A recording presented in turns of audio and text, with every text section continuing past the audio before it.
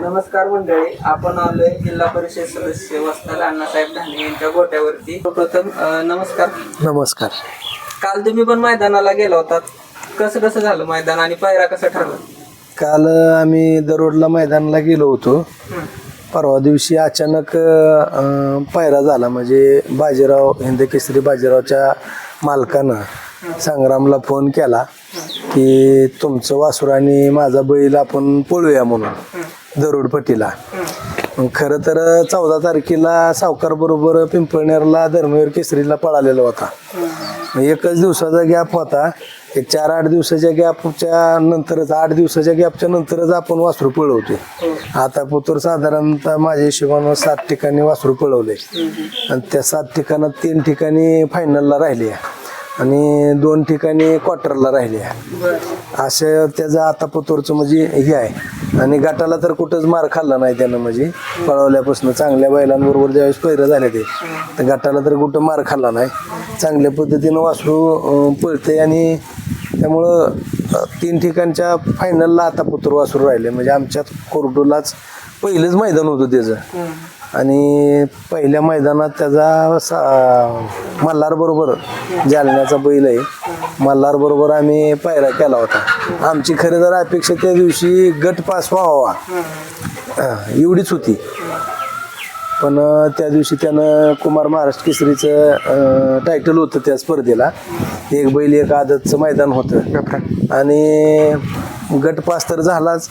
पण शिमीला सावकार बरोबर त्याची गाडी सामन्यात उतरली होती. सावकार आणि बावऱ्या ही फायनलसाठी आमच्या तडजोडीतून दोन्ही गाडी मालकाच्या तडजोडीतून 7 फायनलला गाडी पळाली आणि 2 नंबर तिथं सावकार बरोबर कुरडूतच केला होता.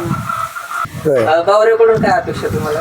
बावऱ्याकडनं आता आम्ही म्हणजे सध्याला पेडगावच्या हिंदकेसरीच्या मैदानच्या तयारीत आहे.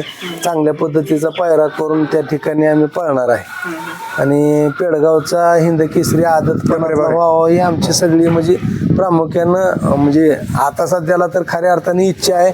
आणि आतापर्यंत जी काही व्यक्त केली ती त्यानं पूर्ण केले. म्हणजे त्याने जर ठरवलं का त्याच्या पळला की तो जोरातच पळतोय. खरं तर म्हणजे आम्हाला ही नाद नव्हताच. म्हणजे आम्ही पहिलवान घरानं बैलगाडा क्षेत्रात खऱ्या अर्थानं आलो तर ती बकासूरच्या आणि मथुरच्या गाड्या बघितल्या, त्यांचा आम्ही व्हिडिओ बघायचो घरी. आम्हाला पोरासने आमच्या सगळ्या जरा बैलगाड्याचा नाद लागला, पहिलवानला बी लागला आमच्या. मग ही बारकी पोरं कुस्त्या बघत बघत बैलगाड्यांचा बी बघायला लागली व्हिडिओ. मी बघता बघता ही मला म्हणली अण्णा आपल्याला एखादे म्हणजे बैल घेऊ. मग तसं 3 वर्ष झालं आपण आपल्या पूर्वभूत बैलगाडा शर्यत यात्रेच्या निमित्तानं भरवतो. ही बावऱ्या मला असंच सभागती गाईचे वापर असल्यामुळे आपण फिरत फिरत बाबळगावला आमचं एक जोडीदार संतोष खांडे म्हणून आहे, त्यांचं मावसभावाच्या घरी गोठ्यात त्यांच्या गेला ही जलमलेलं होतं. ते जोडीदार असल्यामुळे तुम्हाला घरी न्यायचंय म्हणल्यावर नाही म्हणला काय अडचण नाही. वासरू जरा गरम होतं, लय गरम होतं, अति गरम. म्हणजे इतकं गरम होतं की त्याला 7-8 जण आणताना लागली बारका असताना, 4-5 महिन्याचं असताना. मग तिथून कसं तरी भरून आणलं. पण हिथं उतरताना दोघा तिघाला त्यानं पाडलं. लाथा घालायचं तुम्हाला सांगतो, जवळ येऊ देत नव्हतं, चोळून देत नव्हतं. म्हणजे कसंच म्हणजे त्याला इतकं इद्रपणा होता की मापच नाही. त्यामुळं चांगल्या पद्धतीनं आणून इथं थोडंसं त्याला सांभाळलं, जरा थोडंसं चोळलं, जीव लावला सगळ्यांनी. आता सगळ्यांना थांबतोय ती म्हणजे असं एका कासऱ्यानं. तुम्ही बघितलं आता आमच्या दिदीला तर तो अक्षरशः झोपतोय. तुला कुठं चोळायचं तिथं चोळ म्हणून मालिश करते दिदी आमची. कवा बी मैदानावरून आले की मग ती असं तिच्या मांडीवर झोपणार, लाडात येणार. म्हणजे एक इद्र वासरू म्हणजे आपण जीव लावल्यावर किती माया लावतं हे सगळं म्हणजे दिसतंय त्याच्यात. दोराची बघा दोन्ही साईडला. तुम्ही काय काय करता बावऱ्यात? काय नाही, वैरण पाणी खुराक देशीचा नाद आम्हाला पहिल्यापासूनच आहे. मग आम्ही देशी गाय म्हशी बी प्युअर पंढरपूर यायचं माझ्या. मोठा गोठा आहे आणि देशी म्हशी असू द्या म्हणजे देशी गाय पाहिजे. त्या मग देशी गायीचं प्लॅन्ट आम्ही करणार आहे आणि त्यासाठी आम्ही एक कपिला आणलाय. कपिलाच गायी करणार आहे मी. ब्रीडर पण आहे यांच्याकडे. जर कुर्डवाडी भागामध्ये कोणाला गाय लावायचं असेल तर नंबर सांगा तुमचा. 97 67 46 10 77. सोबत ज्यांच्या नावावर बैल पळतोय असे संग्राम ढाणे येत आहेत. तुम्ही पण कुस्तीमध्ये होता, कुस्ती नंतर तुम्ही बैलगाडी क्षेत्रामध्ये उतरलात. काय वाटतं बावरे तुमचं हिंद केसरी स्वप्न पूर्ण करणार? 100% करणार आहे तो. त्याला लंपी झालता ज्यावेळेस तो आणला होता त्यावेळेस त्याला लंपी झालता. त्याची वाढ जी व्हायची होती त्या वाढीच्या वेळेस त्याला लंपी झाला. लंपी तर असा झालता की त्याला असं उठा येत नव्हतं, बसा येत नव्हतं. आम्ही नेलं म्हणून सोडून दिलं तर पण हे आमचं चुलतं डॉक्टर आहेत. हे डॉक्टर म्हणले की बा आपण नीट करू. मग नीट करू म्हणल्यावर त्याला आम्ही खोराक म्हणजे काय कुठे नव्हतं, काय नुसतं पाणी सुद्धा पित नव्हतं ते. मग आम्ही त्याला जरा थोडं ट्रीटमेंट दिलं. ट्रीटमेंट दिल्यावर तो एक 10-12 दिवसात उठायला लागला, चालायला लागला. मग तिथनं आम्ही त्याला ट्रेन करायचं नियोजन केलं.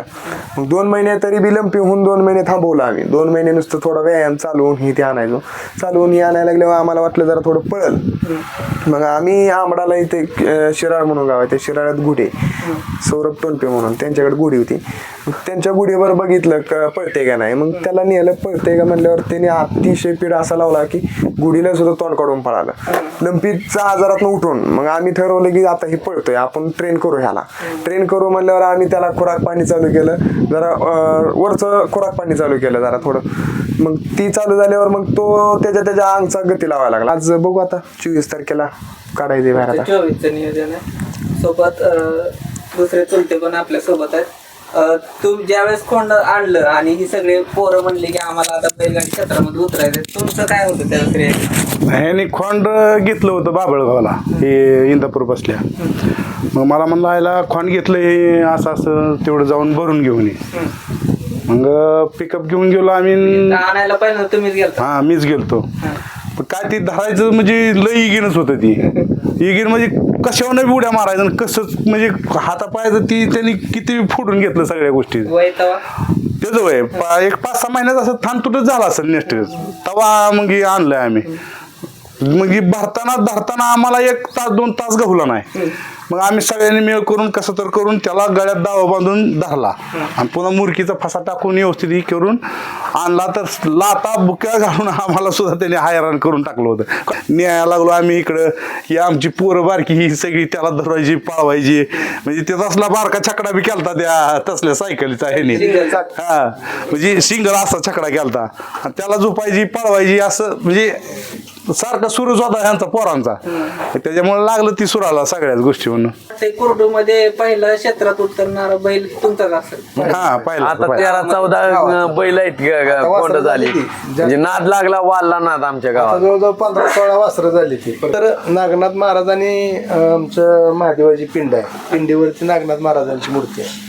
त्यामुळं त्या महादेवाच्या नंदी ह्या हितून माझ्या डोक्यातनं काही स्पर्धा केली नाही. मी सगळ्या गाववाल्यांना विनंती केल्यावर गाव बी आपलं ऐकण्यात सगळ्या लोकांनी सहमती दिली आणि बैलगाडा आज आता आमच्या गावात असा नाद झाला आहे. यात्रेच्या नारळाच्या अगोदरच विचारणा केली जाते की आपल्या बैलगाड्याचं काय आधी सांगा. हे गावाला इतका नाद लागला की बाबा यात्रेत बैलगाडा घेतलाच पाहिजे, आधीमध्ये सुद्धा घेतला पाहिजे अशी भावना झाली. आणि आता प्रत्येकानं वासरं एक 15-16 झाले ती चांगल्या पद्धतीनं पोरं नादाला लागले. गावच आमचं बऱ्यापैकी नादाला लागले आता प्रत्येकाकडनं. आणि माझी हीच अपेक्षा होती की खरं ह्या बैलगाड्यामुळं आपलं देशी पशुधन आहे ना, ते पशुधन जतन होणार आहे. कारण आता ही जर वासरं आपल्याला बैलगाडा पळवायसाठी पाहिजे असली तर दारात गाई राहिली पाहिजे ना. आता आमच्या गावात दुधाचा व्यवसाय, प्रत्येकाच्या दारात 10-15-20 गाई आहेत, जर्शा गाई आहेत. पण आज आता ह्या नादामुळं प्रत्येकजण देशी गाई पाळायला लागले. म्हणजे बऱ्यापैकी आता देशी गाई गावात राहिली. म्हणजे जेणेकरून जी संस्कृती आपली होती किंवा देशी गाई जनावर पहिल्यापासून लोक दारात ठेवायची, ती परंपरा आता कुठंतरी वाढते. आणि त्याचा अनुभव वाटतोय, म्हणजे आनंद वाटतोय की बाबा जो कसाबाला जाणारा हा देशी पशुधन आहे तो वाचलाय आता ह्या बैलगाड्यामुळं. आणि चांगला नाद लागलाय लोकांना बी, गावाला बी, भागाला बी.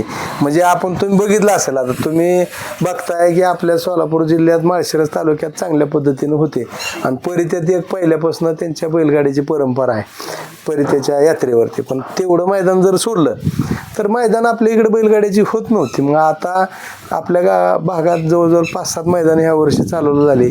कालचं आता दरम्यान केसरीचं मैदान कारखान्यावर झालेलं अतिशय सुंदर पारदर्शक चांगल्या पद्धतीचं आणि खूप मोठं नियोजन जिथं बकासूरसारखं अर्जुनसारखी बैलं आली चांगली नामांकित बैल सचिन हिंद केसरी जो शाहीद बाई मुलांना मी फोन केल्यानंतर त्यांचा सुद्धा बैल त्या ठिकाणी आला शब्दाला किंमत आली आणि जी कुस्तीतली ओळख होती आमची तशा पद्धतीत आता महाराष्ट्रात आमची बैलगाड्यात एक ढाणे कुटुंबाची ओळख एक चांगल्या पद्धतीनं व्हायला लागली नवीन त्या क्षेत्रातला म्हणजे दोस्त मित्र कंपनी ॲड झाली म्हणजे महाराष्ट्रात आमचं कुस्तीतलं नाव कोणी मोडू शकत नाही कुठेही गेलं तर ढाणे वस्ताद म्हणलं की आम्ही प्रसिद्ध आहे पण खऱ्या अर्थानं आता बैलगाड्यात सुद्धा ह्या बावऱ्यामुळं आमची चांगली महाराष्ट्रभर चांगली आता ओळख झाली हे सगळं करत करत आता सोबत आपले कुमार महाराष्ट्र केसरी शिवम ढाणे तुम्ही तालीम पण बघता तालीम बघत बघत बावऱ्याकडे कसं दिसतं? तालमीतून सकाळची प्रॅक्टिस झाली की आलं की आपलं त्याला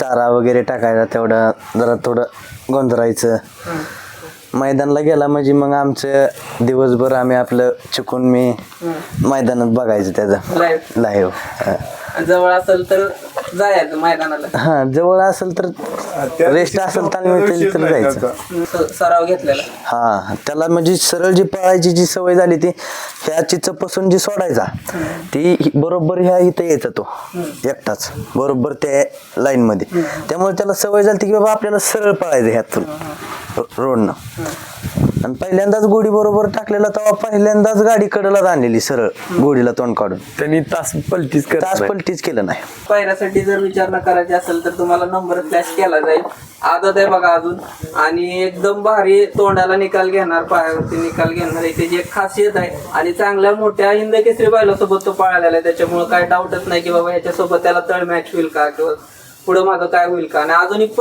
पलटी केलेलं नाही कुणाला पायऱ्यासाठी कॉल करायचा असेल तर नंबर सांगा मला तुमचा 7776 012776 आणि 9604 452776 चिकू आहे बघा आपल्यासोबत बावऱ्याला धरून उभा राहिलेला यांनी पण बऱ्याच त्याच्यावरती मेहनत घेतलेली आहे तर काय सांगशील बावऱ्याबद्दल आता बावऱ्या दात लावायच्या वयामध्ये येईलच थोड्या दिवसांनी त्याच्यानंतर पुढचं नियोजन काय असणार आहे भावऱ्यानं जरी दात लावला तरी अनेक 2-3 खोंड आहेत म्हणजे खोंड आमची परंपराच आहे बर खंडच पडून देणार नाही याचं काय नाव आहे याचं लक्षा बावऱ्याच्या मागं लक्षा ट्रेन होतोय बघा आणि लक्षाच्या मागं हा पाखऱ्या आणि पाखऱ्यापेक्षाही तुम्हाला अजून बारीक पुढचं खोंड बघायचं असेल तर इथं बसलेलं आहे बघा नंद्या सोमवारी जलमलाय बघू शकता तर इथं कुठलाही खंड आदत वासरामध्ये पडेल असं काय वाटत नाही समोर ढाणे वासरांचा बंगला आहे आणि बंगल्याच्या समोर शोभा येईल अशी ही 4 वस्तू दावणीला आहेत बघा एका चढीत एक तर आता थोरलं टायटल घेतंय गुलाला आणि आकडे बघू शकता टाकायला जागा नाही एवढे त्याच्या अंगावरती आकडे आहेत त्याच्यानंतर हा लक्ष सरावात आहे आता आणि लक्षासोबत पाखऱ्या पण सरावामध्ये आणि त्याच्यानंतर हा छोटा नंद्या तर अशी परंपरा चालू राहणार आहे जसं बैलगाडी क्षेत्र आहे आणि तसंच ह्याच्यामध्ये सुद्धा तालमीमध्ये सुद्धा त्याच्यामुळे दोन्ही क्षेत्रामध्ये ढाणे वस्तादांचं नाव राहणार आहे सोबत पाठीमागं तुम्हाला गोटा दिसतोय एचएफचा देशी गाईंचा आणि इकडं पंढरपुरी म्हशीचा तर ते आपण पुढच्या ब्लॉकमध्ये बघू कसा आहे गोटा